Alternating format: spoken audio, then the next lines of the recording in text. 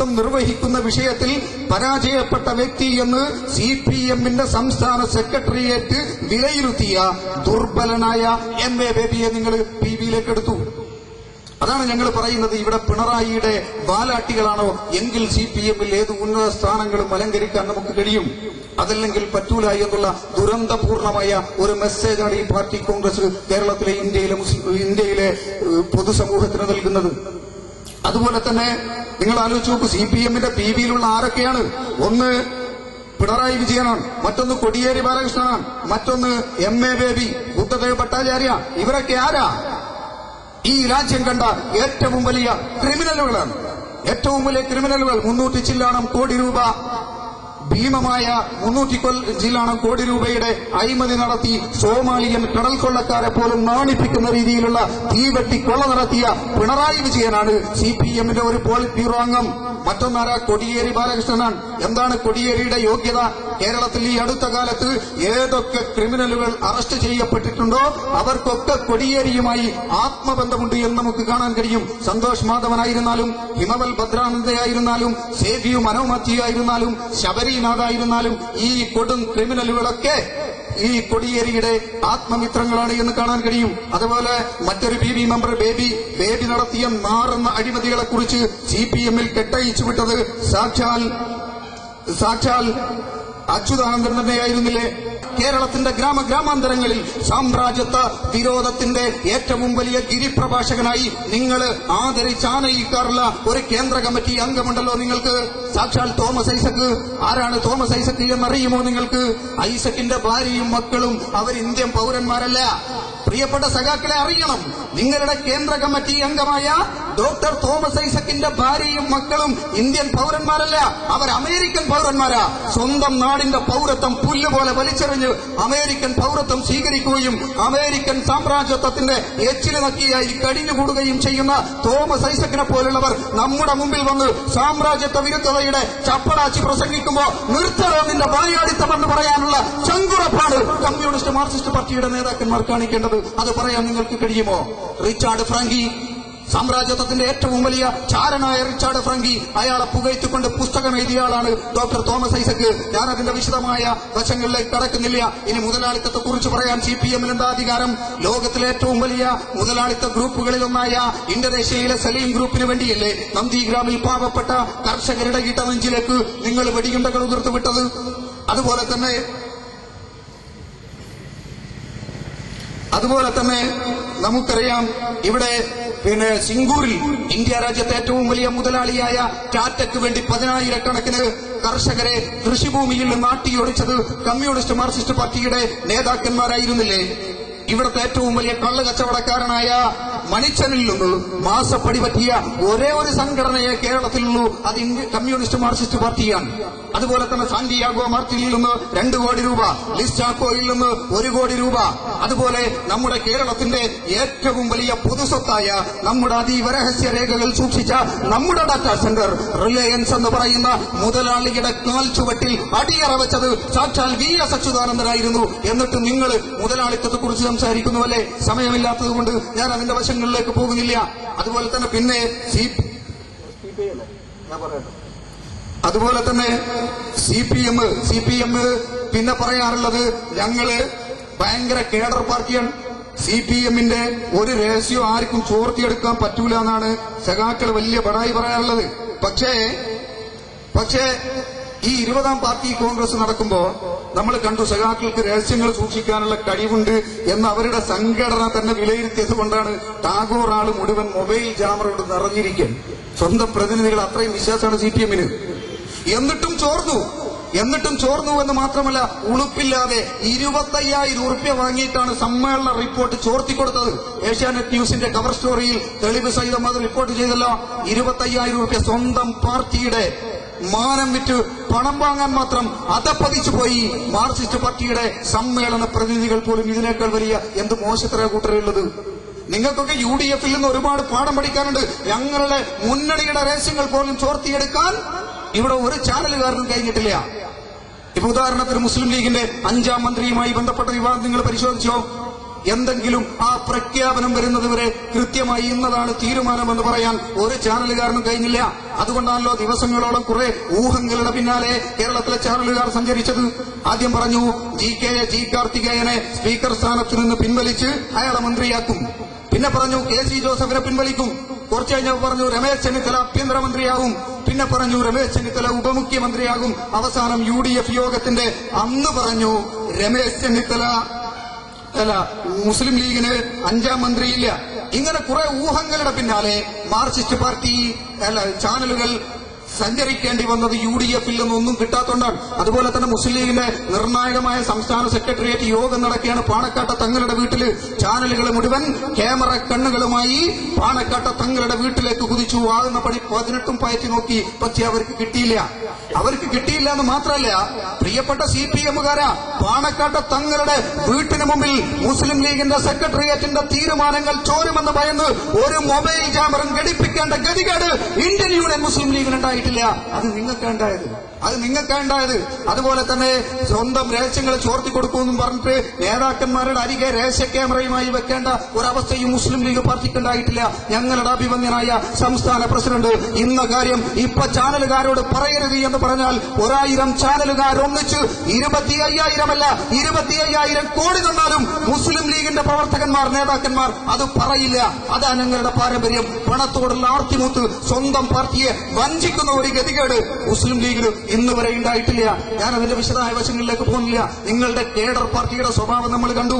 എന്ത് സ്വന്തം പാർട്ടിയിലെ MLA-യുടെ നീക്കങ്ങളെപ്പോലും നിരീക്ഷിക്കാൻ നിങ്ങൾക്ക് കഴിയുന്നുണ്ടോ? ഇല്ലല്ലോ. ദുർബലമായി കൊണ്ടിരിക്കുകയാണ് CPM. എന്നിട്ടും അഹങ്കാരം നിർത്തുന്നില്ല.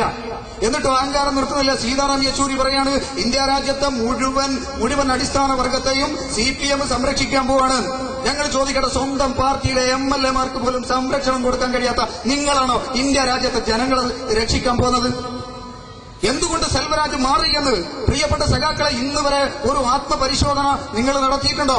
40 വർഷക്കാലത്തോളം തന്റെ ബാല്യവും തന്റെ യുവത്വവും കമ്മ്യൂണിസ്റ്റ് പാർട്ടിക്ക് വേണ്ടി ചിലവഴിച്ച സെൽവരാജ്, അതുപോലെ തന്നെ പാർട്ടിക്ക് വേണ്ടി ഒരു പോർവിളികളുമായി ഒട്ടനവധി പോരാട്ടങ്ങളിലും സമരമുഖങ്ങളിലും ജ്വലിച്ചു നിന്ന സെൽവരാജ് മാർക്സിസ്റ്റ് പാർട്ടിയിൽ നിന്ന് മാത്രമല്ല തന്റെ MLA സ്ഥാനം പോലും രാജിവെച്ച് അയാൾ പിരിഞ്ഞുപോയി. അതിന് അദ്ദേഹം പറഞ്ഞ കാരണമാണ്, പ്രിയപ്പെട്ടവരെ, ഈ പ്രബുദ്ധമായ കേരളം തലനാരിയെ കീറി പരിശോധിക്കേണ്ടത്. എന്താ സെൽവരാജ് പറഞ്ഞത്? താൻ വേട്ടയാടപ്പെടുന്നു. CPM-ന്റെ നേതാക്കന്മാരാൽ, സ്വന്തം നേതാക്കന്മാരാൽ താൻ വേട്ടയാടപ്പെടുന്നു. കാരണം VS-ന്റെ നിലപാടിനൊപ്പം നിന്നു എന്നതിന്റെ പേരിൽ താൻ മാനസികമായി പീഡിപ്പിക്കപ്പെടാൻ. അവസാനം ഇയാൾ സങ്കടമായിട്ട് VS-ന്റെ അടുത്ത് പോയി.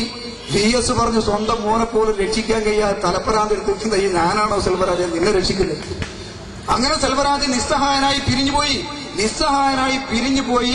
അദ്ദേഹം പെറ്റമ്മയെപ്പോലെ താൻ സ്നേഹിച്ച തന്റെ പാർട്ടി സ്വേച്ഛാധിപതികളുടെയും കൊട്ടേഷൻ സംഘങ്ങളുടെയും കൈകളിലെ കളിപ്പാട്ടമാണെന്ന് മനസ്സിലാക്കി സെൽവരാജ് ആ പാർട്ടിയോട് സലാം പറഞ്ഞു പിരിഞ്ഞു പോന്നു. എന്നിട്ട് ഉളുപ്പില്ലാതെ ആ ഞെട്ടലിൽ നിന്ന് മുക്താനിൽ ഇപ്പോഴും എന്നിട്ട് പറയാണ് കുതിരക്കച്ചവടം നടത്തി. UDF കുതിരക്കച്ചവടം നടത്തിയെന്ന് ചോദിക്കുമ്പോ സഖാക്കളെ നിങ്ങൾ എന്ത് വിവരക്കേടായി പറയുന്നത്? ഞങ്ങൾ ചോദിക്കട്ടെ, നിങ്ങളുടെ MLA-മാരൊക്കെ കുതിരകളാണോ? CPM-ന്റെ MLA-മാരെ കുതിരക്കച്ചവടം നടത്തി സ്വന്തമാക്കി എന്ന് പറഞ്ഞാൽ നിങ്ങളുടെ MLA-മാര് കുതിരകളാണോ നാൽക്കാലികളാണോ? നിങ്ങൾ പറയണം മറുപടി. സ്വന്തം MLA-മാരെ നാൽക്കാലികളോട് ഉപമിച്ച ആ നാണക്കേട് സഹിക്കവയ്യാതെ വീണ്ടും അതിൽ തന്നെ കഴിഞ്ഞുകൂടുന്ന CPM-ന്റെ MLA-മാരുടെ തൊലിക്കട്ടി ഏതായാലും കണ്ടാമൃഗത്തെക്കാൾ വലിയ തൊലിക്കട്ടിയാണ്. ഞാൻ അവസാനിപ്പിക്കുകയാണ്. എന്നിട്ട് എന്ത് സംഭവിച്ചു? എന്നിട്ട് ഇപ്പൊ പറയാണ് സെൽവരാജ് കാലുമാറ്റത്തിന്റെ ആശാനാണ്, കാലുമാറ്റക്കാരനാണ്. നെയ്യാറ്റിൻകരയിൽ ഇവര് ഫ്ലക്സ് ബോർഡുകളും അതേപോലെ കടകംപള്ളി സുരേന്ദ്രൻ ഇന്നലെ പറയാണ് നെയ്യാറ്റിൻകര ഇലക്ഷൻ കാലുമാറ്റ രാഷ്ട്രീയക്കാർക്കുള്ള താക്കീതായിരിക്കുന്ന CPM-കാര് ആ മുദ്രാവാക്യമാണ് ഉയർത്തിപ്പിടിക്കുന്നത് എങ്കിൽ സന്തോഷത്തോടെ ഐക്യജനാധിപത്യ മുന്നണി ആ വെല്ലുവിളി സ്വീകരിക്കാൻ തയ്യാറാണ് എന്ന് ആവർത്തിച്ച് ഓർമ്മപ്പെടുത്താൻ ഞങ്ങൾ ആഗ്രഹിക്കുകയാണ്. കാലുമാറ്റ രാഷ്ട്രീയക്കാരെ പറ്റി നിങ്ങൾ പഠിക്കണം. നിങ്ങളിപ്പോ കുറെ കൂടിയാലോചനക്കൊക്കെ ശേഷം ഒരു സാധനത്തിന് നെയ്യാറ്റിൻകരയിലേക്ക് ഇറക്കി വിട്ടിട്ടുണ്ടല്ലോ സ്ഥാനാർത്ഥിയായിട്ട്. ആരാ? ലോറൻസ്. ഈ ലോറൻസ് ആരാ? ലോറൻസിനെ കുറിച്ച് എന്തറിയാം സഖാക്കളെ നിങ്ങൾക്ക്? കാലുമാറ്റത്തിന്റെ സദാചാര രാഷ്ട്രീയം തൊട്ട് തീണ്ടിയിട്ടില്ലാത്ത സാധനമാണ് ലോറൻസ്. ഇയാൾ ആദ്യം കേരള കോൺഗ്രസിന്റെ നേതാവായിരുന്നു. കേരള കോൺഗ്രസിന്റെ നേതാവായിരിക്കെ ഇയാള് തദ്ദേശ സ്വയംഭരണ തെരഞ്ഞെടുപ്പിൽ മത്സരിച്ചു. പിന്നീട് പിറ്റേത്തെ തിരഞ്ഞെടുപ്പിൽ മാണി കോൺഗ്രസിൽ നിന്ന് ഇയാൾ രാജിവെച്ചു. പിന്നീട് ഇയാൾ ജോസഫ് ഗ്രൂപ്പിന്റെ നേതാവായി LDF-നോടൊപ്പം നിന്നു, LDF-ന് എതിരായി നിന്നു. പിന്നീട് മൂന്നാമത്തെ തെരഞ്ഞെടുപ്പിൽ ജോസഫ് ഗ്രൂപ്പിൽ നിന്ന് മാറി ജേക്കബ് ഗ്രൂപ്പിലേക്ക് പോയി. ജേക്കബ് ഗ്രൂപ്പിന്റെ സംസ്ഥാന വർക്കിംഗ് കമ്മിറ്റി അംഗമായിരുന്നു ഈ ലോറൻസ് അന്ന്. അപ്പൊ ഇടതുപക്ഷത്തിന്റെ പിന്തുണ അഭ്യർത്ഥിച്ചപ്പോ ഇടതുപക്ഷത്തിന് തോന്നി ഓന്തിനേക്കാൾ വേഗത്തിൽ നിറം മാറുന്ന ലോറൻസിൽ നിന്ന് ഒരു ഉറപ്പ് വാങ്ങാതെ അയാളെ പിന്തുണയ്ക്കാൻ പറ്റൂല എന്ന് പറഞ്ഞു. ഇടതുപക്ഷ സ്വതന്ത്രനായിട്ട് ഇക്കഴിഞ്ഞ തദ്ദേശ സ്വയംഭരണ തെരഞ്ഞെടുപ്പിൽ മത്സരിക്കുമ്പോ അവസാനം ഏരിയ കമ്മിറ്റി ഓഫീസിലേക്ക് വിളിച്ചിട്ട് മുദ്രപത്രത്തിൽ എഴുതി ഒപ്പിടിച്ചു. എന്ത്? 5 കൊല്ലവും ഞാളെ കൂടെ നിന്നോളാൻ. ഇത്തരത്തിലുള്ള കാലുമാറ്റത്തിന്റെ ആശാഹ്യം കൊണ്ടാണ് ഇവര് പറയുന്നത്. എന്ത്? കാലുമാറ്റക്കാരെ പാഠം പഠിപ്പിക്കും. അതെ, നെയ്യാറ്റിൻകരയിലെ ജനങ്ങൾക്കറിയാം ലോറൻസ് ആരാ, സെൽവരാജ് ആരാണ് എന്ന്. ഇൻഷാ അല്ലാഹ് തിരഞ്ഞെടുപ്പ് കഴിഞ്ഞ് പെട്ടി തുറക്കുമ്പോ 10,000-കണക്കിന് വോട്ടിന്റെ ഭൂരിപക്ഷത്തിൽ സെൽവരാജ് വിജയിച്ചു വരുമെന്ന കാര്യത്തിൽ ഞങ്ങൾക്ക് യാതൊരു തർക്കവുമില്ല. അതുകൊണ്ട് സഹോദരന്മാരെ, ഞാൻ അവസാനിപ്പിക്കുകയാണ്. ഇപ്പോ ഇവിടെ ചില സംഘടനകൾ, SDPI-യുടെ മുൻ കോട്ടയം ജില്ലാ പ്രസിഡന്റായിരുന്ന ഷഫീഖ് സാഹിബുണ്ട്. ഷഫീഖ് സാഹിബിനെ കുറിച്ച് പറയുമ്പോ SDPI എന്ന് പറയുന്ന സംഘടനയ്ക്ക് ഏറ്റവും കൂടുതൽ ആധിപത്യമുള്ള കേരളത്തിലെ ജില്ലകളിലൊന്നാണ് കോട്ടയം. SDPI-യുടെ സ്ഥാപക പ്രസിഡന്റായിരുന്നു അദ്ദേഹം കടന്നു വരുന്ന സാഹചര്യത്തിൽ SDPI എന്ന് പറയുന്ന സംഘടന തീരെ വളക്കൂറില്ലാത്ത ഒരു ഘട്ടത്തിലാണ് അദ്ദേഹം തന്റെ സംഘടനാ സാമർഥ്യം ഉപയോഗിച്ച് ആ സംഘടനയെ വളർത്തി വലുതാക്കിയത്. പക്ഷെ ആ സംഘടനയുടെ മാലിന്യം നിറഞ്ഞ ആശയങ്ങളെ ഒരിക്കലും ഇന്ത്യയിലെ മുസ്ലിം സമുദായത്തിന്, ഇന്ത്യയിലെ മതേതരത്വം ആഗ്രഹിക്കുന്ന ആൾക്ക് ഒരിക്കലും ആ സംഘടനയിൽ നിൽക്കാൻ സാധ്യമല്ല എന്ന് തിരിച്ചറിഞ്ഞ് ഷഫീഖ് സാഹിബ് നമ്മളിലേക്ക്, മുസ്ലിം ലീഗിലേക്ക് കടന്നു വന്നു. ഇപ്പോഴും അദ്ദേഹം വരുമ്പോ SDPI-യുടെ നേതാക്കന്മാർ വിളിച്ച് അദ്ദേഹത്തെ ഭീഷണിപ്പെടുത്തുക. നിങ്ങൾ കോഴിക്കോട് ജില്ലയിൽ ഇങ്ങനെ പ്രസംഗിക്കാൻ പോയിട്ട് SDPI-നെ കുറ്റം പറഞ്ഞാൽ ഞങ്ങൾ കാണിച്ചു തരാമെന്ന് വെല്ലുവിളിക്കുക. എവിടെയാണ് SDPI-ക്കാരെ? നിങ്ങൾ ഈ വെല്ലുവിളിയൊക്കെ ഇന്ത്യ രാജ്യത്ത്, ഈ ജനാധിപത്യ രാജ്യത്ത് ഓരോരുത്തരും പറയുന്നത് പറയാനുള്ള അഭിപ്രായ സ്വാതന്ത്ര്യം അംഗീകരിക്കാത്ത നിങ്ങൾ എന്ത് ജനാധിപത്യ പാർട്ടിയാ? നിങ്ങൾ എന്താണ് ഇവിടെ? അത് അദ്ദേഹം തന്നെ വിശദമായിട്ട് സംസാരിക്കും. ഞാനതിന്റെ വിശദമായ വശങ്ങളിലേക്ക് പോകുന്നില്ല. പക്ഷേ ഇത്തരത്തിലുള്ള സംഘടനകൾ ഇവിടെ പ്രവർത്തിച്ചുകൊണ്ട് കേരളത്തിൽ എന്താണ് നേട്ടം? ഞാൻ ചോദിക്കട്ടെ, 1980 വരെ കേരളത്തിൽ സംഘപരിവാര ശക്തികൾക്ക് ഒരു പഞ്ചായത്ത് മെമ്പർ പോലും ഉണ്ടായിരുന്നില്ല. 80-കൾക്ക് ശേഷമാണ് ഇവിടുത്തെ RSS ആയിരുന്നാലും അതേപോലുള്ള സംഘപരിവാര ശക്തികൾക്ക് എന്ത് ലഭിക്കുന്നത്? ഈ പഞ്ചായത്ത്, പിന്നെ മുനിസിപ്പൽ കൌൺസിലർമാരും പഞ്ചായത്ത് അംഗങ്ങളും ഒക്കെ ലഭിക്കുന്നത് 80-കൾക്ക് ശേഷമാണ്. എന്താണ് 80-കളുടെ അവസാനത്തിൽ കേരളത്തിന്റെ സാമൂഹിക പശ്ചാത്തലം? സിമിയെ പോലുള്ള സംഘടനകൾ ഉദയം ചെയ്തു. 70-കളുടെ അവസാനത്തോടുകൂടിയാണ് സിമി കടന്നു വരുന്നത്, സജീവമാകുന്നത്. അങ്ങനെ സിമിയെ പോലുള്ള പ്രസ്ഥാനങ്ങൾ, ജമാഅത്തെ ഇസ്ലാമിയെ പോലുള്ള പ്രസ്ഥാനങ്ങൾ, അബ്ദുൽ നാസർ മൗദൂദിയെ പോലുള്ള പ്രസ്ഥാനങ്ങൾ ന്യൂനപക്ഷ വർഗീയതയുടെ വിഷം ചീറ്റിക്കൊണ്ട് കടന്നു വന്നപ്പോ അത് പെരുപ്പിച്ച് കാണിക്കുകയും അതിനെ ഉയർത്തി കാണിക്കുകയും ചെയ്തുകൊണ്ട് ഇവിടെ ഹിന്ദുത്വ വർഗീയത ആളിക്കത്തിക്കുവാൻ സംഘപരിവാര ശക്തികൾ ശ്രമിച്ചതിന്റെ ഫലമായിട്ടാണ് അവർക്ക് ഇന്ന് ചെറുതെങ്കിലും ഈ കാണുന്ന പുരോഗതി ഉണ്ടായത്. അതിനവർ ഏറ്റവും കൂടുതൽ കടപ്പെട്ടിരിക്കുന്നത് ഇത്തരത്തിലുള്ള തീവ്രവാദ പ്രസ്ഥാനങ്ങളോടാണ്. ഈ തീവ്രവാദ പ്രസ്ഥാനങ്ങൾക്ക് എന്ത് ചെയ്യാൻ കഴിയും? ഞങ്ങൾ ചോദിക്കട്ടെ കൂട്ടരെ, നിങ്ങൾ പോകേണ്ടത് നരേന്ദ്രമോദിയുടെ ഗുജറാത്തിലേക്കാണ്. ഇവിടെ മുസ്ലിം സമുദായത്തിന് എന്താണ് പ്രശ്നം? ഇവിടെ മുസ്ലിം ലീഗ് വിരിച്ചിട്ട, ഇന്ത്യൻ യൂണിയൻ മുസ്ലിം ലീഗ് വിരിച്ചിട്ട ഒരു വിശാലമായ സുരക്ഷിതത്വബോധം കേരളത്തിലെ മുസ്ലിം സമുദായം അനുഭവിക്കുന്നുണ്ട്. അത് വിശദമായി പറയേണ്ട കാര്യമാണ്. ഈ മുസ്ലിം സമുദായം ഇന്ന് കാണുന്ന ഈ പുരോഗതിക്ക് മുഴുവൻ പിന്നിൽ പ്രവർത്തിച്ചതാരാ? ഇന്ത്യൻ യൂണിയൻ മുസ്ലിം ലീഗ് അല്ലെന്ന് പറയാൻ കഴിയുമോ? ഞങ്ങൾ ചോദിക്കട്ടെ, ഇത്തരത്തിലുള്ള സംഘടനകൾ കേരളത്തിലെ പൊതുസമൂഹത്തിന് മുമ്പിൽ അപഹാസ്യമായ പതനത്തിന് വിധേയമായി കൊണ്ടിരിക്കുന്ന ഈ വർത്തമാന കാലത്തിന് മുമ്പിലാണ് മുസ്ലിം ലീഗ് അതിന്റെ ക്രിയാത്മകമായ രാഷ്ട്രീയം മുന്നോട്ട് വെക്കുന്നത്. ഞങ്ങൾ വെറുതെ ഉട്ടോപ്പിയൻ രാഷ്ട്രീയ ദർശനം മുന്നോട്ട് വെക്കുക മാത്രമല്ല, അത് പ്രായോഗികമാണ് എന്ന് കഴിഞ്ഞ 60 വർഷക്കാലത്തെ രാഷ്ട്രീയത്തിലൂടെ ഞങ്ങൾ തെളിയിച്ചതാണ്. ആരുടെയൊക്കെയോ വോട്ട് ബാങ്കുകളായി മാറാൻ മാത്രം വിധിക്കപ്പെട്ടവരാണ് കേരളത്തിന് പുറത്തുള്ള മുസ്ലിം സമുദായം. എന്നാൽ അതിൽ നിന്ന് വ്യത്യസ്തമായി സ്വന്തം കാലിൽ നിൽക്കാനും സ്വന്തം ഭാവി സ്വയം തന്നെ നിർണയിക്കാനും കഴിവുള്ള ജീവനുള്ള ഒരു രാഷ്ട്രീയ സാന്നിധ്യമായി സാമൂഹിക ധാരയിൽ നിറഞ്ഞു നിൽക്കാൻ കേരളത്തിലെ മുസ്ലിം സമുദായത്തിന് കരുത്തു പകർന്നത് ഇന്ത്യൻ യൂണിയൻ മുസ്ലിം ലീഗ് എന്ന ഈ രാഷ്ട്രീയ പ്രസ്ഥാനമാണ്. നാൽക്കവലകളിലെ നാൽക്കാലികളെ പോലെ തിരഞ്ഞെടുപ്പ് വരും